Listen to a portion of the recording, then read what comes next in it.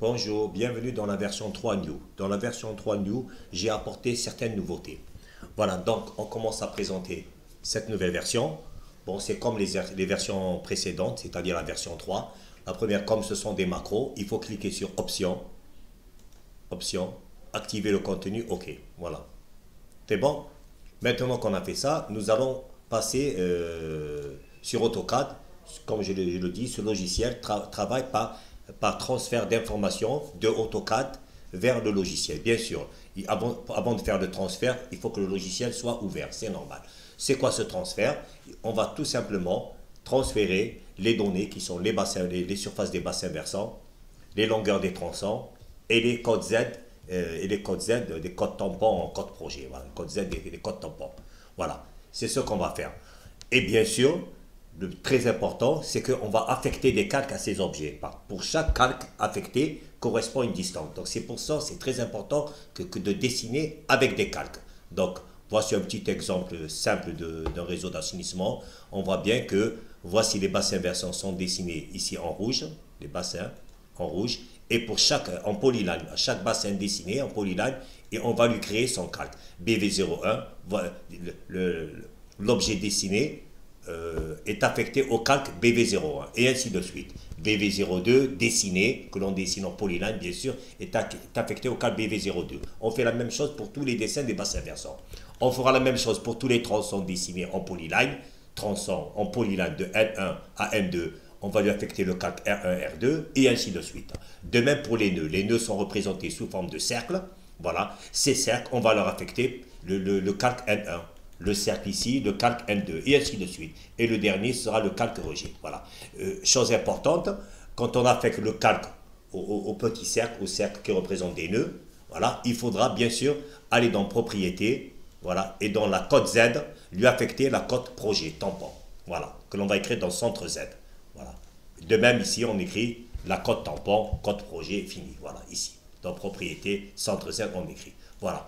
C'est tout simplement. Et bien sûr, les écritures, on doit les mettre dans le calque écriture. C'est très important. Donc, chaque chose doit être dans son calque. Parce que si deux objets, par exemple BV1, BV2, vous les laissez dans le même calque, quand on va les importer, on va retrouver deux fois BV1 avec deux surfaces différentes, par exemple.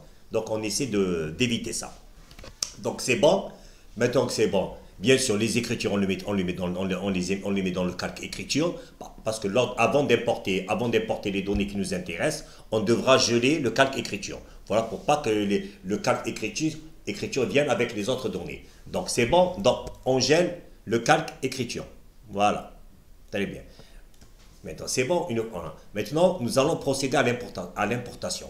Tout simplement, et je travaille sur AutoCAD 2008. AutoCAD 2008, dans Outils, nous avons ce qu'on appelle les macros VBA, nous avons les scripts, les autolipses. Nous, ce qui nous intéresse, c'est outils macro VBA. Nous allons charger le projet. Voilà, donc je cherche dans mon micro. Le fichier s'appelle assainissement version 3.dvb, type de projet. Je fais ouvrir et je fais outils macro, exécuter la macro. Qu'est-ce qui s'est passé? Les données se retrouvent dans mon logiciel.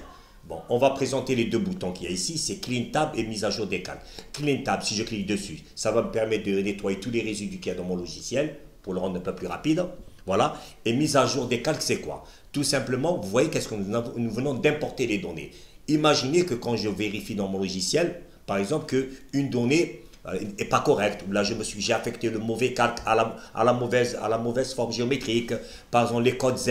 Je me suis rendu compte que je dois les changer, je dois modifier les longueurs des tronçons. Toute modification qui concerne les surfaces des bassins versants, la forme géométrique, hein, les longueurs des tronçons, la code Z des nœuds, dans les propriétés, ou là le nom de calque qui est mal affecté, on va le faire ici. Donc, si je me rends compte que j'ai importé de mauvaises données, les données de base que j'ai importées doivent changer, alors qu'est-ce que je fais? Je fais mise à jour, voilà, dans la mise à jour, je reviens dans mon logiciel et je refais macro VBA, macro, exécuter la macro, parce que j'ai déjà chargé. Donc c'est très simple. Donc on utilise mise à jour des calques que lorsqu'on se rend compte que j'ai importé ou bien les mauvaises données, ou là je me suis trompé en important les données de base. Alors qu'est-ce que je fais? Je viens ici, je fais mise à jour et je refais l'importation. outil macro, macro, exécuter la macro. Voilà, c'est simple. Voilà, maintenant que c'est bon, on va aller rapidement. Bon, ici nous avons les tuyaux. Voilà, nous avons des tuyaux. Je clique sur le premier, afficher. Il me donne toutes les informations. Voilà, donc je pourrais sauvegarder, modifier, supprimer, quitter. C'est très simple. Je vais ajouter un nouveau tuyau, par exemple le du 1000. Je clique, je sélectionne. Oh, pardon, je m'excuse. Voilà, je sélectionne par exemple le 800. Je fais afficher et je mets 1000. C'est très simple. Et je fais sauvegarder. Voilà, j'ai un nouveau. Je veux le modifier. Ce 1000, ce n'est pas du 90, c'est le cas, c'est du 85. Voilà, bien sûr, je clique sur l'objet, sur l'écriture, pardon, et je modifie ce que je veux modifier. Je fais modifier, effectuer. Voilà. Maintenant, vous verrez que afficher, si je vais dans le 1000, je vais trouver 85. D'accord. Je peux le supprimer. Et je le supprime. Ouais, c'est très simple. Et quitter. La même chose. C'est la même chose pour les coefficients, afficher, voilà, vous avez les mêmes trucs, c'est la même chose, sauvegarder, modifier, supprimer, quitter.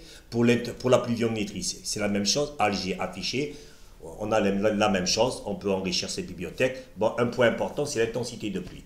Ici, c'est un exemple que j'ai pris, alger 0018, j'ai juste pour faire l'exercice. Ici, il est important d'introduire la bonne intensité de pluie. Donc ici, moi, je ne suis pas rentré dans les détails parce qu'il y a des paramètres à ramener, les paramètres de Montana, tout ça. Mais moi, j'ai supposé que vous avez ramené du service météo les bonnes informations. À tel lieu ou à tel endroit où j'ai mon projet, voici l'intensité de pluie. Donc j'ai ramené les informations et ici on convertit directement l'intensité de pluie en litres par seconde par mètre carré que j'introduis ici. Donc c'est une donnée importante que je dois ramener. Voilà, ici j'ai simplifié. Et la méthode que j'utilise, c'est la méthode Q égale CIA, simplifiée. Donc c'est coefficient et l'intensité de pluie à la surface. Donc, vous ramenez l'information de l'intensité de pluie, vous la convertissez en litres par seconde par mètre carré et vous l'introduisez ici. Bien sûr, avec sa période de retour. Voilà ça. Donc, ce qui nous intéresse, c'est ça. C'est ça la donnée importante. Voilà, c'est bon. Nous pouvons commencer. Voilà, donc on va rentrer dans le dimensionnement. Dimensionnement, c'est comme la version 3. Voilà, j'ai apporté des changements. Voilà. Nouveau, amont, nœud aval. Qu'est-ce qu'on a? On a la partie des données d'entrée, les résultats, la géométrie, ce qui concerne la longueur, la pente. Ici, c'est pour calculer le type de réseau, c'est EP ou la EU, calculer. Donc, vous voyez qu'en amont ou en aval, on va retrouver la même représentation. C'est la même chose. Vous calculez en amont ou en aval, kiff. Le calcul se fait des deux côtés. Voilà. Il y a des boutons visualisés qui me permettra de visualiser ce que j'ai, les données de mon tableau. Voilà, je pourrais visualiser en amont et je pourrais visualiser en aval. Ça, ils sont indépendants. On pourra faire une modification en amont et une modification en aval. Voilà, donc, voilà. Qu'est-ce qu'il y a à savoir? Il y a ce qu'on appelle le choix des feuilles. Voilà, je peux passer d'une feuille à une autre. Voilà, ici, je suis dans la feuille calcul des réseaux. Choix des feuilles, je vais dans la feuille profil en ordre. Je fais OK et je suis dans la feuille profil en ordre. Pardon, je ne suis pas allé, profil en ordre. OK, quitter. Je suis dans la feuille profil en ordre. Je vais aller dans la feuille bassin versant. OK, voilà, quitter. Et je suis dans la feuille bassin versant. Donc, je peux passer d'une feuille à une autre sans sortir. Voilà. C'est ça qu'il fallait savoir. Avant ça, avant de commencer le logiciel, on va présenter rapidement les tableaux. Ils sont très simples. Voici le tableau pour le calcul des réseaux au pluvial. Voilà.